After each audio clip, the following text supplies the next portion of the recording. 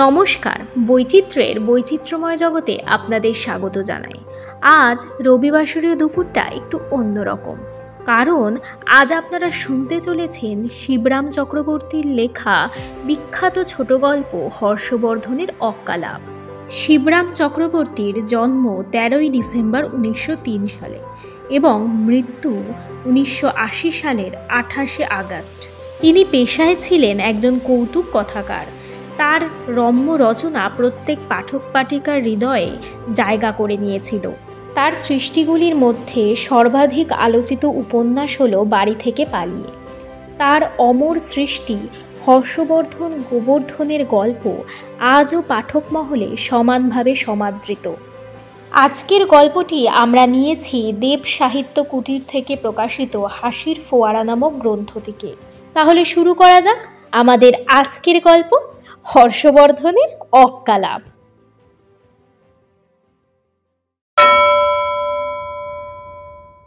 অবশেষে সেই দিনটি ঘনিয়ে এলো। শেষের সেই শোকাবহ দিনটি ঘনিয়ে এলো হর্ষবর্ধনের জীবনেও।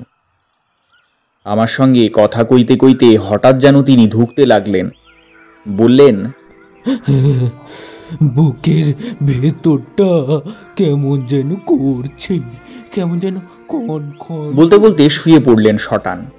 বুঝতে আর বাকি রইল না, রোজ সকালে দৈনিক খুলেই যে খবরটা প্রথমে নজরে পড়ে তেমনই খবর একটা না একটা থাকেই রোজ। কালকের কাগজ খুলেও আরেকটা সেই রকম দুঃসংবাদ দেখতে পাবো, বেশ টের পেলাম। যে খবরে আত্মীয় বিয়োগ নয়, আত্মবিয়োগের ব্যথা অনুভব করে থাকি, সেই খবর। আমারও তো উচ্চ রক্তচাপজনিত হার্টের দোষ হই। রোজই যে খবর পড়ে আমার বুক ধড়ফড় করে আর মনে হয় আমি যেন মারা গেলাম আজ। আর আধ ঘন্টা ধরে প্রায় আধমরার মতোই শুয়ে থাকি বিছানায়। মনে হলো তেমন ধারার একটা খবর যেন আমার চোখের ওপর ঘটতে চলেছে এখন। কদিন ধরেই ভদ্রলোকের শরীর তেমন ভালো যাচ্ছিল না। বুকের বাঁ দিকটায় কেমন একটা ব্যথা বোধ করছিলেন। দেখাই দেখাই করে কাজের চাপে পড়ে সময়াভাবে আর ডাক্তার দেখানো হয়ে উঠছিল না তার। অবশেষে তিনি ডাক্তারের দেখাশোনার একেবারেই বার হতে চলেছেন। মারাত্মক সেই করোনারি থ্রম্বোসিস এসে তার হৃদয়ের দ্বার দেশে এসে কড়া নেড়েছে এখন। তাহলেও ডাক্তার ডাকতে হয়। ছুটলাম ট্যাক্সি নিয়ে রাম ডাক্তারের কাছে। এই এলাকায় নামকরা ডাক্তার বলতে ওই একমাত্র রাম ডাক্তারই আছেন। গিয়ে ব্যাপারটা রাম ডাক্তারকে বলতেই গুম হয়ে গেলেন। কিছু না বলে দুম করে তার বিখ্যাত ডাক্তারি ব্যাগের ভেতর থেকে একটা অ্যাম্পিউল বার করে নিজের ইঞ্জেকশনের সিরিঞ্জে ভরলেন। ভয় খেয়ে আমি বললাম, আগে না না আমি নই, দোহাই যেন আমাকে ইঞ্জেকশন দেবেন না, আমার কোনো অসুখ করেনি, হর্ষবর্ধন বাবুর বুকেই। বলতে বলতে আমি 7 হাত পিছিয়ে গেলাম ভয় খেয়ে। রাম ডাক্তারের ওই এক ব্যারাম, অসুখের নাম করে কেউ সামনে এলে কাছে পেলেই ধরে তাকে ইঞ্জেকশন ঠুকে দেন। তিনি আমার কথার কোনো জবাব না দিয়ে সিরিঞ্জ হাতে বিনা বাক্য ব্যয়ে সেই ট্যাক্সিতে উঠে গেলেন। সিরিঞ্জ হাতেই নামলেন ট্যাক্সির থেকে। তারপর আমার হাতে ডাক্তারির ব্যাগটি গুছিয়ে দিয়ে গটগট করে ঢুকে পড়লেন ভেতরে। গিয়ে দেখি হর্ষবর্ধন বিছানায় লম্বমান। দেখেই বুঝলাম হয়ে গেছে। দেহ রক্ষা করেছেন ভদ্রলোক। সিরিঞ্জটা আমার হাতে দিয়ে, ধরুন এটা ততক্ষণ, এই বলে রাম ডাক্তার হর্ষবর্ধনের নাড়ি টিপে দেখলেন। তারপর স্টেথিস্কোপ বসালেন বুকে। অবশেষে গম্ভীর মুখে জানালেন, আর কিচ্ছু করার নেই, সব শেষ। ফলধর্রে লক্ষণের মতো তার সিরিঞ্জ হাতে কম্পাউন্ডারের দুর্লক্ষণের ন্যায় দাঁড়িয়ে আছি তখনও। দিন তো সিরিঞ্জটা। আমার দিকে তাকিয়ে তিনি বললেন, ওষুধটা নষ্ট করব না, ওর নাম করে সিরিঞ্জে যখন ভরেছি তখন ইঞ্জেকশনটা বরবাদ না করে দিয়েই যাই বরং ওনাকে। বলে মরার উপরে খাঁড়ার ঘা মারার মতো ইঞ্জেকশনটা স্বর্গগত করে দিলেন। হর্ষবর্ধনের বউ পা ছড়িয়ে কাঁদতে বসলেন। আমি একখানা সাদা চাদর দিয়ে ঢেকে দিলাম শবদেহ। গোবর্ধন চোখের জল মুছে বলল, কান্না টান্না পরে, ভাইয়ের কাজ করি আগে। আমি নিউ মার্কেটে চললাম, ফুল নিয়ে আসি গে, তারপর খাট সাজাতে হবে। আপনি যদি পারেন তো ইতিমধ্যে কীর্তনিয়াদের ডেকে নিয়ে আসুন, বন্ধুর কর্তব্য করুন। তার আগে চাই ডেথ সার্টিফিকেট।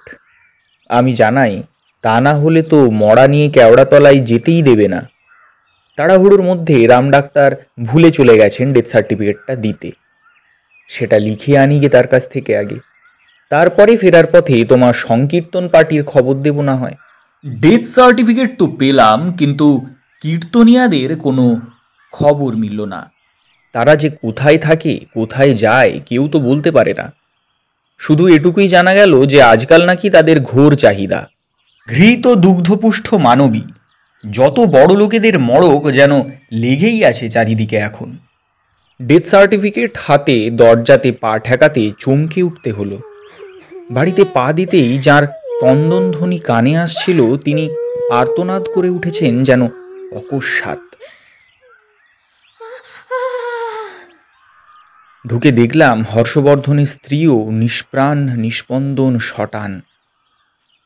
সতীসাধ্যী সহমরণে গেলেন বলে তার পায়ে হাত ঠেকিয়ে নমস্কার করে নাকের গোড়ায় হাতটা ঠেকাতেই ওমা, নিঃশ্বাস পড়ছে যে বেশ, অজ্ঞান হয়ে গেছেন মাত্র। মুখে চোখে জলের ঝাপটা দিতেই নড়ে চড়ে উঠলেন, বসলেন গুছিয়ে। হঠাৎ অমন করে চেঁচিয়ে উঠলেন যে, হয়েছিল কি? আমি জিজ্ঞাসা করলাম। তিনি ভীতিবিহ্বল নেত্রে বিগত হর্ষবর্ধনের দিকে অঙ্গুলি নির্দেশ করে বললেন, মনে হলো মরাটা যেন নড়ছিল। বলে নিজের আশঙ্কাটা ব্যক্ত না করে পারলেন না। একে একে শনিবারের বার বেলায় তিনি গত হলেন। আচ্ছা, ওনাকে দানয়ে পাইনি তো? উনি মরে মরে গিয়ে ভূত প্রেত কিছু হয়ে যাননি তো? প্রেত জনিপ্রাপ্ত হয়েছেন কিনা শুধোচ্ছেন, তা কি করে হয়? ওর মতন দানব্রত পুণ্যাত্মা লোক শটান স্বর্গে চলে গেছেন। উনি তো ভূত হবেন না, না কোনো ভূত ওর দেহে ভর করতে পারবে। বলে মুখে সাহস দিই বটে, কিন্তু সত্যি বলতে আমার বুক কেঁপে ওঠে। রাম নাম করুন, তাহলেই আর কোনো ভয় নেই গো। কি করে আমি সে নাম মুখে আনি বলুন তো? সেটা যে আমার শ্বশুর ঠাকুরের নাম। বরঞ্চ আপনি করুন। আমাকে আর করতে হবে না রাম নাম। আমার নামের মধ্যেই স্বয়ং রাম আছেন। তার উপর আমার হাতে সাক্ষাৎ রাম ডাক্তারের সার্টিফিকেট। এই দেখুন, ভূত আমার ধারে কাছে ঘেঁষবে না। দেখতে দেখতে হর্ষবর্ধন নড়ে চড়ে উঠে বসলেন বিছানার ওপর। খানিকক্ষণ যেন অবাক হয়ে তাকিয়ে রইলেন চারিদিকে। তারপর নিজেকে চিমটি কেটে দেখলেন বার কয়েক। না, বেঁচেই আছি বটে বলে তারপর শুধলেন, আহা শিবরাম বাবু, আপনি অমন গোমরা মুখে দাঁড়িয়ে কিসের জন্যে? গিন্নি, তোমার চোখে জল কেন গো? কারো কোনো বাক্যস্ফূর্তি না দেখে আপন মনেই যেন শুধলেন, কি হয়েছিল আমার? প্রশ্নটা আমার দিকে নিক্ষিপ্ত মনে করে আমি তাকে পাল্টা জিজ্ঞেস করলাম, আপনি তো বলবেন আপনার কি হয়েছিল। কিছুই হয়নি, তিনি জানালেন তখন। একটা ভারী বিচ্ছিরি দুঃস্বপ্ন দেখছিলাম, যেন এই রকমটাই মনে হচ্ছে এখন। ও, কিছুই হয়নি তাহলে। আপনি কিছু আর ভাববেন না। কর্তাকে গরম গরম এক কাপ কফি করে দিন তো, বললাম আমি শ্রীমতীকে। উনি 2 কাপ কফি করে নিয়ে এলেন, আমার জন্য 1 কাপ ওই সঙ্গে। কফির পেয়ালা নিঃশেষ করে তিনি বললেন, আপনার হাতের কাগজটা কি দেখি তো। কাগজখানা হস্তগত করে নাড়াচাড়া করলেন খানিকক্ষণ, তারপর বললেন, ডাক্তারদের প্রেসক্রিপশনের মাথা মুন্ডু কিছু যদি বোঝা যায়, কম্পাউন্ডাররাই বুঝতে পারে কেবল। ইতিমধ্যে গোবরা কয়েক তোড়া ফুল নিয়ে এসে হাজির। এত ফুল কিসের জন্যে রে? ব্যাপার কি আজ? অবাক হয়ে শুধিয়েছেন তিনি। আরে আজ যে আপনার বিয়ের তারিখ, তা একদমই মনে নেই আপনার? সে কারণেই তো আমার কথাই গোবর্ধন ভাইয়া ফুল কিনে আনতে গেছিলেন বাজার থেকে। নতুন ফুলসজ্জার দিন না আজ? হ্যাঁ, বিয়ের তারিখ বুঝি আজ? তাই নাকি? এহে, একেবারেই মনে ছিল না আমার। বলে আপন মনেই যেন তিনি গজরান। মনেও থাকে না তারিখটা, রাখতেও চাই নে মনে করে। বিয়ের তারিখ তো নয়, আমার মৃত্যুর তারিখ, অপমৃত্যু দিন আমার। আমি একবার বক্র কটাক্ষে শ্রীমতী হর্ষবর্ধনের দিকে তাকাই। তিনি কিছু বলেন না। তার ভারী কি মুখ যেন আরো ভারী হয়ে উঠেছে দেখা যায়। হর্ষবর্ধন রাম ডাক্তারের সার্টিফিকেটখানা গোবরার হাতে দিয়ে বললেন, যা তো গোবরা, রাম ডাক্তারের এই প্রেসক্রিপশনটা নিয়ে সামনের ডিসপেন্সারির কম্পাউন্ডার বাবুকে দে গিয়ে, যেন এই ওষুধটা চটপট বানিয়ে দেন দয়া করে। গোবর্ধন বেরিয়ে গেলে আমার দিকে ফিরলেন তিনি। ঘুমিয়ে ঘুমিয়ে অদ্ভুত এক স্বপ্ন দেখলাম মশাই। বলবো, স্বপ্নটা আপনাকে এক সময় বলবো, আপনি গল্প লিখতে পারবেন তার থেকে। কিন্তু স্বপ্ন দেখে আমি তেমন অবাক হইনি মশাই। স্বপ্ন আমি প্রায়ই দেখি, ঘুমোলেই স্বপ্ন দেখতে হয়। কিন্তু এই অবেলায় হঠাৎ এমন ঘুমিয়ে পড়লাম কেন, এমন তো ঘুমোই না। তাই ভেবেই আমি অবাক হচ্ছি আরো। ঘুমের আবার সময় আছে নাকি? ঘুমের তরফে সাফাই গাইতে হয় আমায়। সব সময়ই হচ্ছে ঘুমের সময়, সকাল, সন্ধে, দুপুর, বিকেল, তার উপর রাতের বেলা তো বটেই। যখন ইচ্ছে তখন ঘুমোন। আমি তো সময় পেলেই একটুখানি ঘুমিয়ে নি মশাই। অসময়েও ঘুমোই আবার। ঘুমোতে তো আর ট্যাক্সও লাগে না। বলতে বলতে গোবর্ধন একটা শিশি হাতে ফিরে এলো। কম্পাউন্ডার এই মিক্সচারটা বানিয়ে দিল, 3 ঘন্টা বাদ বাদ খেয়েও এক দাগ চট করে খেয়ে ফেলো তো এক্ষুনি। হর্ষবর্ধন এক দাগ গিলে যেন একটু চাঙ্গা বোধ করলেন।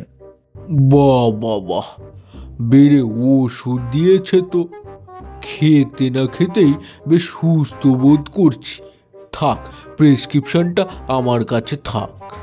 বলে গোবর্ধনের হাত থেকে সেই ডেথ সার্টিফিকেটখানা নিয়ে নিজের বালিশের তলায় গুঁজে রাখলেন তিনি। মনে হচ্ছে ওটা খেয়ে যেন নবজীবন লাভ করলাম। চালিয়ে যেতে হবে ওষুধটা। রাম ডাক্তারের দাবাই বাবা, রাম ডাক্তারের দাবাই, ডাকলে সাড়া দেয়। আপনার এই অতি জোরেই বেঁচে গেছেন উনি এ যাত্রা। কানে কানে ফিস ফিস করে এই কথা বলে ওর বইয়ের হাসি মুখ দেখে আর ওকে বহাল তবিয়তে রেখে ওদের বাড়ি থেকে বিদায় নিলাম সেদিন। দিন কয়েক বাদে হর্ষবর্ধন রাম ডাক্তারের বাড়ির পাশ দিয়ে যাচ্ছিল। এমন সময় এক পশলা বৃষ্টি আসতেই তিনি বাড়ির দোরগড়াটায় গিয়ে দাঁড়ালেন। তারপর সেখানেও বৃষ্টির ছাঁট আসছে দেখে ভাবলেন, রাম ডাক্তারের ওষুধ খেয়ে এমন ভালো আছেন, তার সঙ্গে একবার দেখা করে ধন্যবাদ জানাই। এই ভেবে যেই না তার চেম্বারে ঢোকা, রাম ডাক্তার তো আ করে আঁতকে উঠেছেন তাকে দেখেই। ওরে বাবা, আপনি? ডাক্তারবাবু, ডাক্তারবাবু, চিনতে পারছেন আমায়? আমি শ্রী হর্ষবর্ধন। তাড়াতাড়ি তিনি বলেন, আপনার ওষুধ খেয়ে আমি ঢের ভালো আছি এখন। বুকের সেই ব্যথাটাও নেই আর। সেই কথাটাই বলতে এলাম আপনাকে। আমি তো কোনো ওষুধ দিয়ে আসিনি আপনাকে, শুধু একটা কোরামিন ইঞ্জেকশন দিয়েছিলাম কেবল। তবে কি তার রিয়াকশনেই আপনি পুনর্জীবন?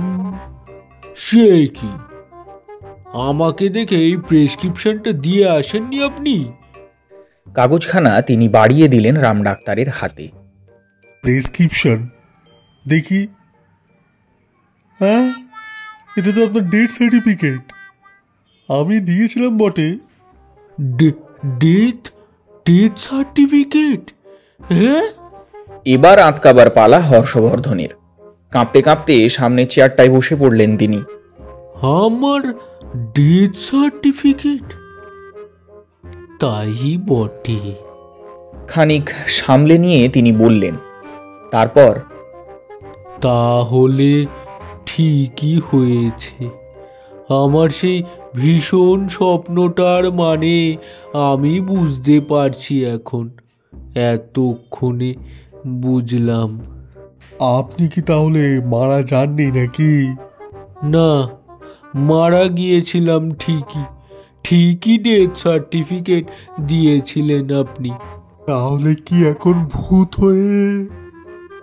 ভয় খেলেও তেমন ভয়াবহ কিছু নয় বিবেচনা করে ডাক্তার তত ঘাবড়ালেন না এবার। স্বর্গীয় হর্ষবর্ধন বাবু, আমার কোনো দোষ নেই। আমি আপনাকে মারিনি, সে সুযোগ আমি পাইনি বলতে গেলে। আমি গিয়ে পৌঁছবার আগেই আপনি খতম হয়েছিলেন।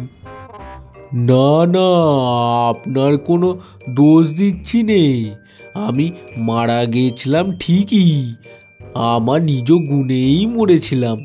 আপনার ডেথ সার্টিফিকেটেও কোনো ভুল হয়নি কো।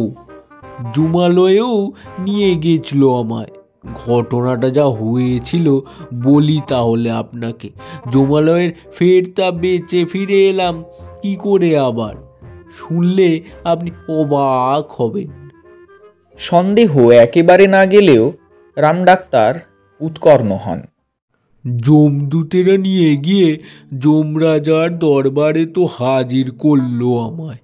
দেখলাম বিরাট সেরেস্তার সামনে সিংহাসনে বসে আছেন যমরাজ।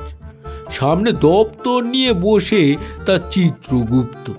তিনিই যে চিত্রগুপ্ত কেউ না বলে দিলেও তার দিকে তাকালেই তা মালুম হয়। যমদূতরা সব ইতস্তত খাড়া।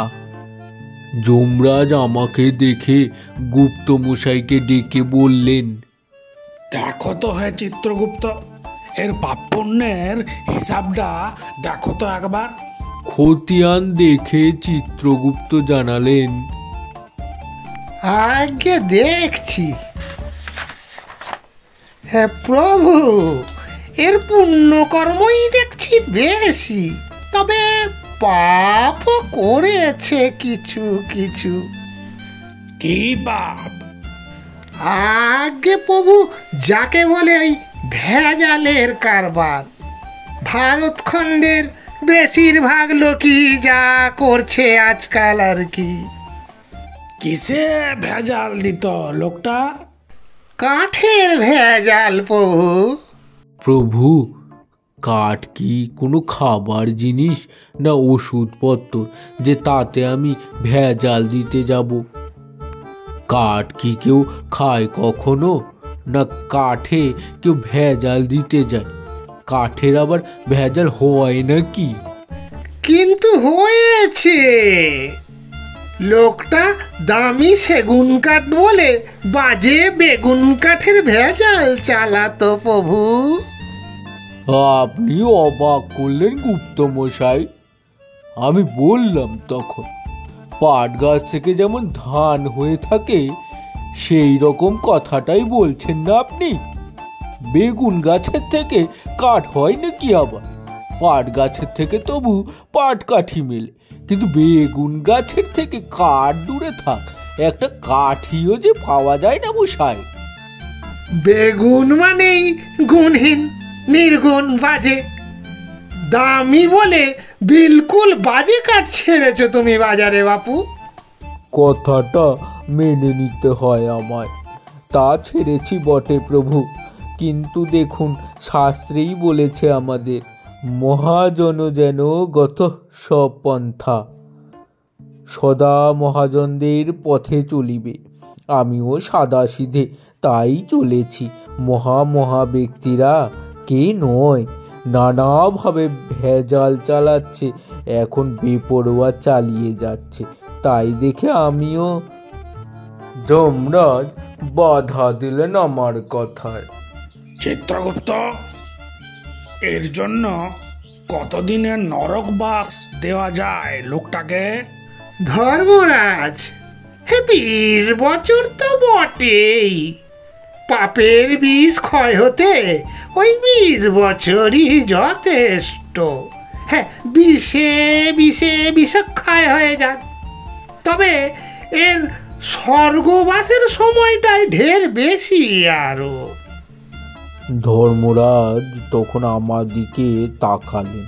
তুমি আগে স্বর্গভোগ করতে চাও না নরক ভোগটাই করবে আগে? যা আপনি মঞ্জুর করবেন, কৃতাঞ্জলি পুটে আমি বললাম। আমার কথার কোনো জবাব না দিয়ে যমরাজ নিজের হাতের নখগুলো খুঁটিয়ে খুঁটিয়ে দেখতে লাগলেন। দেখলাম তার হাতের নখগুলো বেড়েছে বেজায়, দেখবার মতোই হয়েছে সত্যি। বললাম, অবিলম্বে আপনার নখ কাটার দরকার কর্তা, বড্ড বড় হয়েছে যথার্থই। যদি অনুমতি করেন আর একটা নরুন পাই অভাবে ব্লেড, তাহলে আমি কেটে দিতে পারি। নখ না, আমি নখদর্পণে তোমার কলকাতার পরিস্থিতি একটু দেখছিলাম। আগে কর্তা, কলকাতায় আমার কোনো পরিস্থিতি নেই, আমার পেতনি স্থিতি। আমার বাড়িতে যিনি আছেন কোনো ক্রমেই তাকে পরি বলা যায় না, পেতনি বললেই ঠিক হয়। এমন দজ্জাল ঘ্যান ঘ্যানে আর খ্যান খ্যানে কুদুলে বউ আর দুটি এমন দেখিনি। পেতনি নিয়েই হয়েছে আমার ঘর করা। যদি তোমাকে বাঁচিয়ে আবার তোমার ওই কলকাতার বাড়িতে ফিরিয়ে দেওয়া হয়? দোহাই দোহাই হুজুর, তাহলে আমি মারা পড়ব, মারা যাব আবার আমি। অমন বউয়ের কাছে আমি ফিরে যেতে চাইনি, তার চেয়ে নরকেও যাব আমি বরং। দেখছিলাম তাই। তোমার ঘরের পরিস্থিতি এই, আর বাইরের পরিস্থিতিও যা দেখছি কলকাতায় তা আরো ভয়াবহ। রাস্তায় খানাখন্দ আর রাস্তা কুড়ের গন্ধ, যত রাজ্যের সব জঞ্জাল, ট্রামে বাসে বাদুড় ঝোলা হয়ে যাচ্ছে লোকজন। রাস্তায় রাস্তায় আবার দেখছি শোভাযাত্রা, আপিসে আপিসে করছে ওরা ঘেরাও। চালে কাঁকড়, তেলে ঘিয়ে ভেজাল, চিনিতে বালি, আবার বালিতে গঙ্গা মাটি, দুধে জল। যেরকমটা দেখলাম আমার এই নখদর্পণে, তাতে মনে হয় কলকাতাটা এখন নরক হয়ে দাঁড়িয়েছে। কত বললে হে চিত্রগুপ্ত? 20 বছরের নরকবাস? তোমার আয়ু 20 বছর বাড়িয়ে দেওয়া হলো আরো। যাও গিয়ে তোমার কলকাতা গুলজার করোগে। আর তারপরই আমি বেঁচে উঠলাম তৎক্ষণাৎ।